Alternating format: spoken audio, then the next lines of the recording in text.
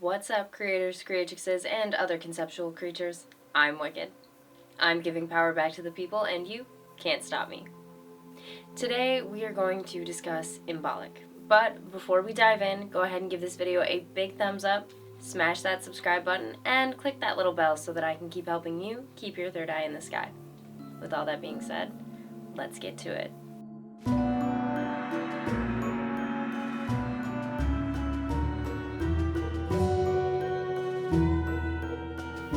Now, as we begin, it's important for you to understand that Samhain, also known as Halloween, is considered to be the witch's new year. So, Imbolc is not the first Sabbat on the wheel of the year, but it is the first Sabbat in the year as the majority of the world celebrates the new year in today's times.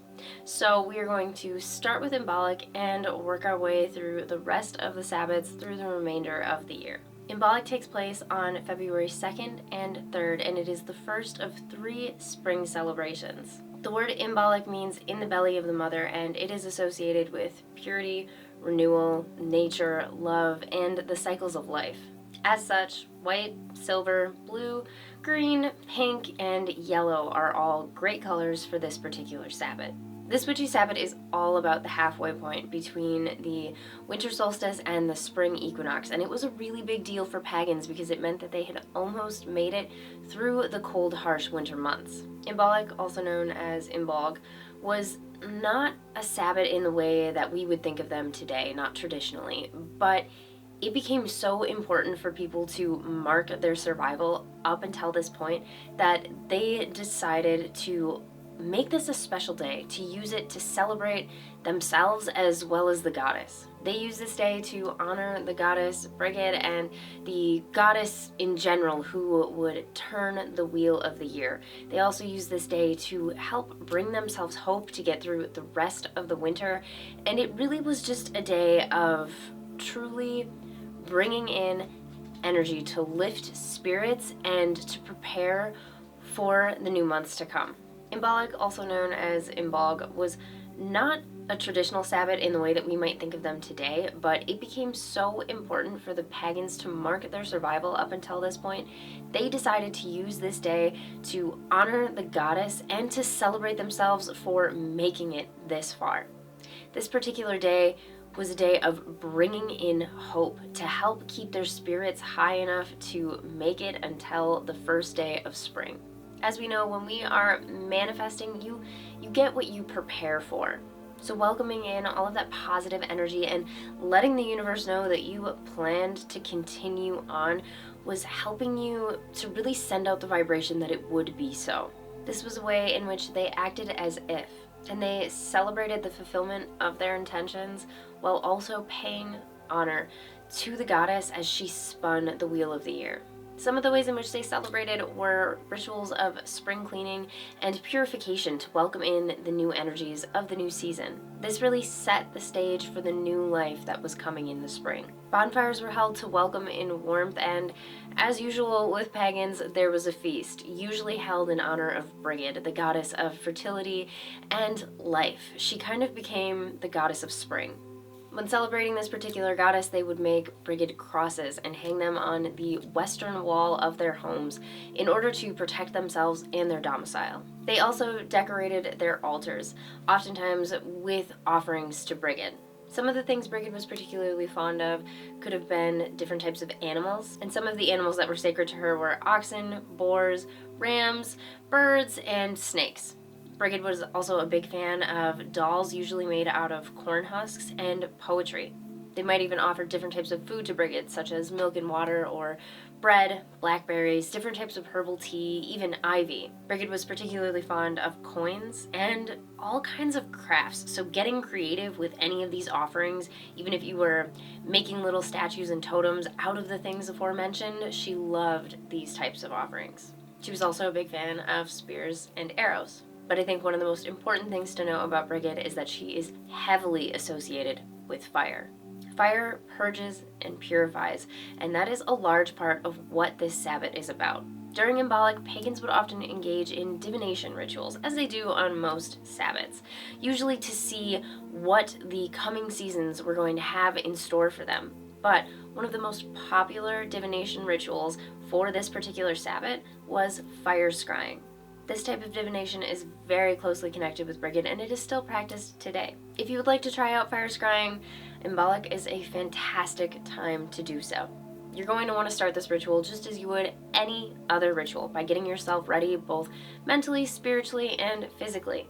It's important to get into the right headspace, find your center, and invite in any other ancestors, guides, or deities that you might like to have with you to help guide you and protect you through this process. Divination is all about connecting with different realms of consciousness, so it doesn't hurt to have a few positive entities looking out for you while you go through this. I will say that it is imperative that you are on good terms with the element of fire before you step into this process, because if you're bringing any negative beliefs about fire or fears of its power into this, it is going to kind of sully the energy of the whole process, and your energies would be better spent recalibrating your beliefs and healing your relationship with the powerful element of fire before you step into this type of scrying ritual. It's really important that you're able to connect with the positive side of this particular element in order to work with it truly effectively. If you're not yet ready to work with fire, you can scry with water as well.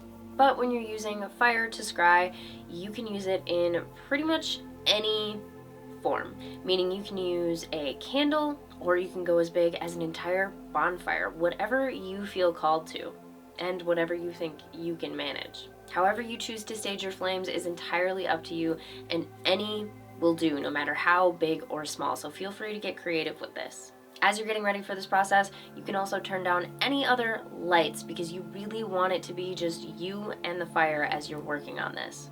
Once you have readied yourself and you're fully prepared and your fire is lit, now is a good time for you to just sit and start to get comfortable in this scene that you have set. Start to open yourself up to the energetic channels and allow yourself to find your center sitting before the fire. This is when you want to get as comfortable as you possibly can. This is how you're going to really connect with the fire before you. You're going to want to really feel into its energy and open yourself up to its flames. Fire scrying is an intimate process, so you're going to want to let your walls down as best as you can and get to know your individual, unique fire as if you were meeting a new friend. Pay close attention to the way that it moves or grows, and listen closely to the sounds that it makes. Allow the rest of the world to slip away from you for the time being. All that you need in this moment is you and your fire. Once you've established a strong connection with your flame, you can start to divine from it. Some may see images within the flames, while others may hear distinct messages from it. Some practitioners may even see both, but if you're new to this, it might be very subtle at first. Try not to get discouraged if your experiences are on the calmer side the first few times that you try this. You're opening yourself up to a new relationship, so it's going to take a little bit of time to build it up. Fire is a powerful element.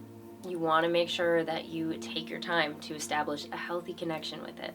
Do remember that messages that come from the other realms are not always as clear as our human minds would like them to be. This is why it's good practice to keep a journal or a video diary or a voice log, something tangible that you can go back and look at after a little bit of time has passed, because these messages are likely going to sit within you and take a little bit of time for them to truly reveal themselves, especially as you are in the beginning process of this. It's also not uncommon for the universe to give you big messages in bits and pieces, so it might take a few days or even weeks after a process like this for the universe to use other experiences and conduits to deliver the rest of the message for you. Sometimes you also need to expand a little bit, meaning sometimes you just need to live before you can truly understand the answers.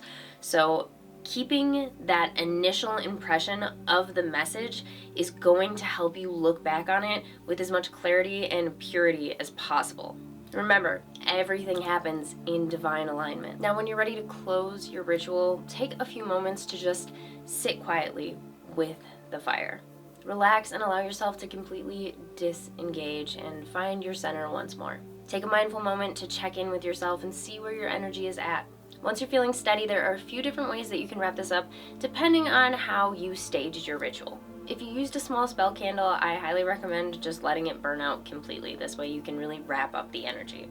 However, if you used a larger fire, now of course if you can let that burn out safely, by all means go for it. But if it's way too big, I recommend dousing it with water and just allowing the coals to smolder out until they are completely fizzled out on their own. I also recommend balancing your energy with a giant glass of cool water after this process. It is going to help you to feel refreshed and renewed, and to make sure that the energy in your body is moving properly after you engage in a powerful ritual such as this. If you plan to celebrate Imbolc, whether for the first time or the 50th time, I hope that you have an absolutely blessed day.